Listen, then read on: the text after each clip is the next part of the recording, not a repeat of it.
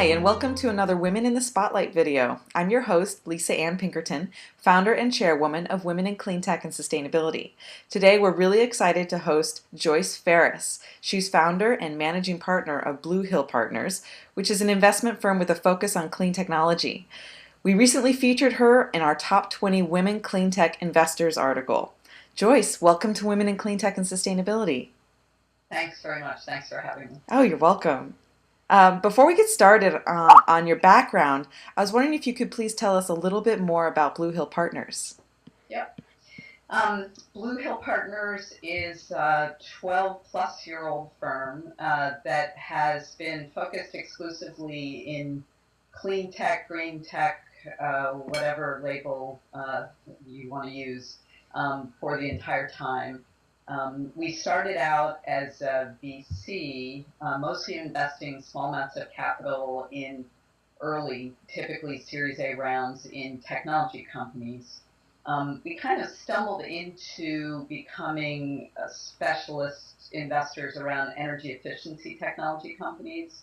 A little bit, it turned out to be a pretty good decision, but it partly came about just out of luck. Once we made one investment, we started learning more about others, and people sought us out. We also run what we call a shared services workspace, where we have multiple companies that are. It's sort of a more mature co-working space where we have multiple companies in the sector that all share space and are pretty cooperative and collaborative. We have recently, well, really about 3 years ago, shifted away from VC investing, although we still have some active portfolio companies, and we've shifted into investing more mezzanine type capital into service businesses, with most of the capital going towards funding installation and operation of equipment. So it's a sort of a version of project funding. Okay. So that's our current focus now. That's fascinating. It sounds like you're embarking on a new type of model for investing in the technology sector. Yes. Yeah. It is. It's a new model of how we're investing. The structure that we're using is more of a mezzanine debt type vehicle. So we call it an income fund type approach. Not as high risk as VC, not as high potential return, but also more protected on the downside. So it's new investment structures as well as a new sort of company building strategy. Well, that's fascinating. Well, thank you for taking the time to explain that to us. Sure. So I'm curious to know, being a female in the investment space, what's that like?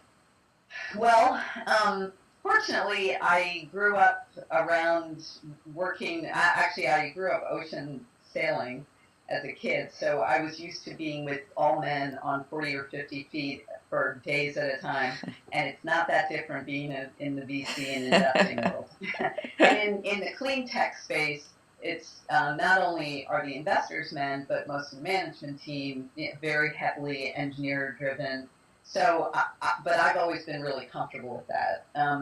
I see it as a competitive advantage that, first of all, people remember you. You know, if a company's talking to lots of investors, they may confuse which guy went with which VC, if there aren't that many women. I think it's easier to establish some chemistry and rapport with management team, which I consider a key piece of due diligence.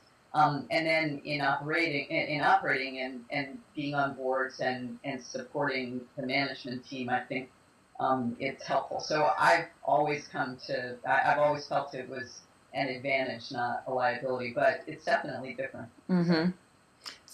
So we've talked about in this series women being naturally poised to excel as investors. What do you think about that?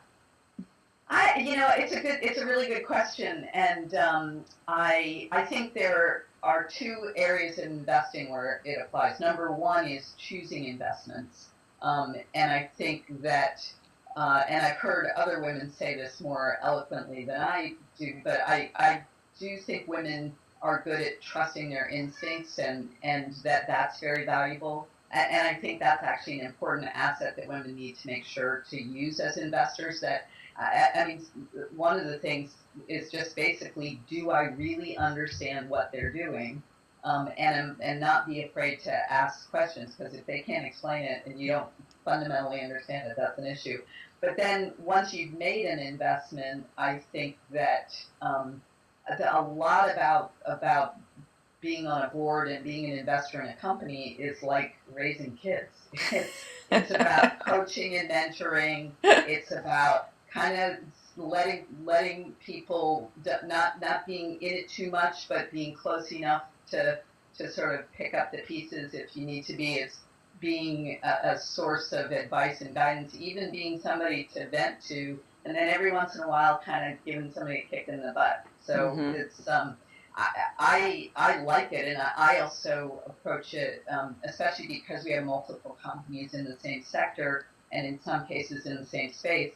I feel like a lot of times I'm just making sure everybody's talking and everybody's getting along, and that if somebody knows, if I know one person in a company here knows a lot about specifics about healthcare, I'll connect people, and it's really very much about sort of maintaining a community. And I think I'm sure there are plenty of men that are good at that, but I think it's kind of natural for women. And also what else is going on in their lives, and sort of just being the conduit for all of that, including allowing people to stumble and being there for. I think one of the things that a lot of CEOs and senior management feel is that they can't ever show weakness to an investor. They can't say, I don't know what I'm doing here. They can't say, I'm scared or I'm worn out or whatever. And I think that's a really important part of being an investor and a board member, and keeping track of that it's a risk. It's an issue that it's good to stay on top of. Well, you'd want to know that. I think all of that. Yeah, you'd want to know that sooner rather than later, because you've invested money in the company. So if they're feeling burnt out, or if they're having a confusion around what's going on and how they can get out of a certain situation, like, you want to know that sooner rather than later, so you can help them, because you have to protect your investment. Right. Exactly. Yeah. Yeah. I like having the companies physically in our space, because it makes it easier to do that. I think sometimes I have to be careful that I'm not interfering, and that they sort of.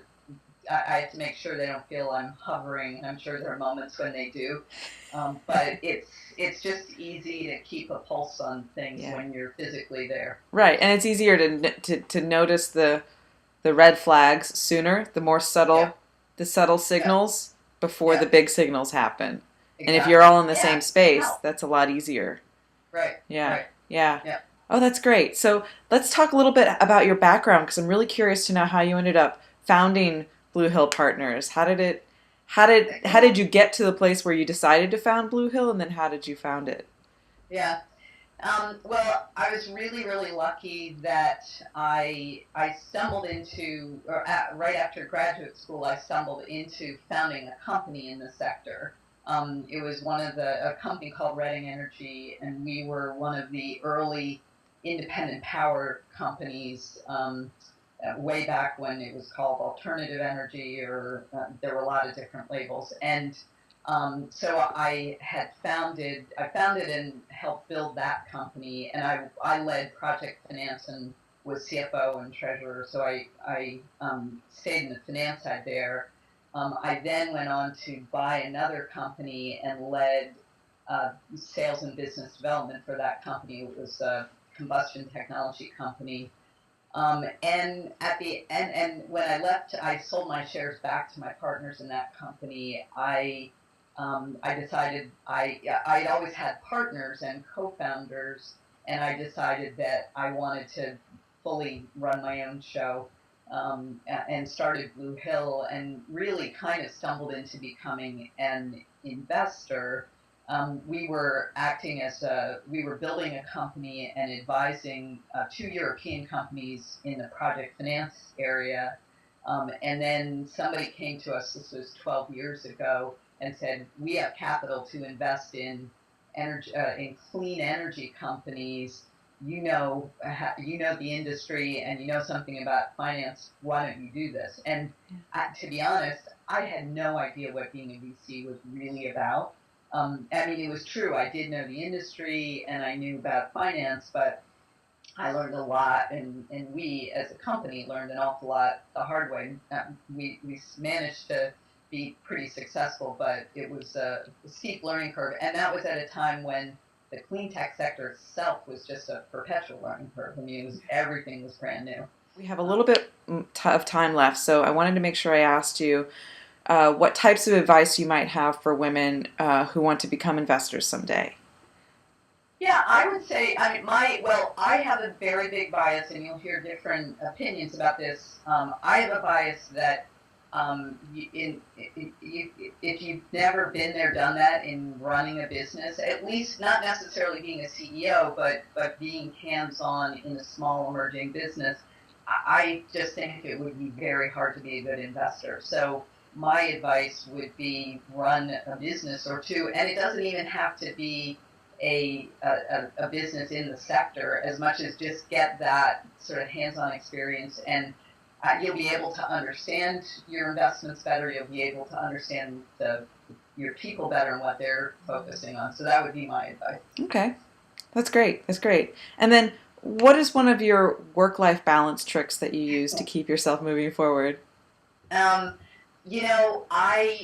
This kind of goes with running your own show. The one thing that I did years ago is I moved my office within walking distance from my house. And I have a 2-block commute, and I think that has helped enormously. Just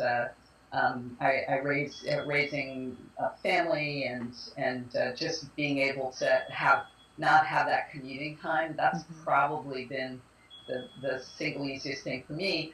But the other thing is also just surrounding myself with people that I just want to see, that I miss on the weekends, that I look forward to, that I feel that are genuinely friends as well as colleagues and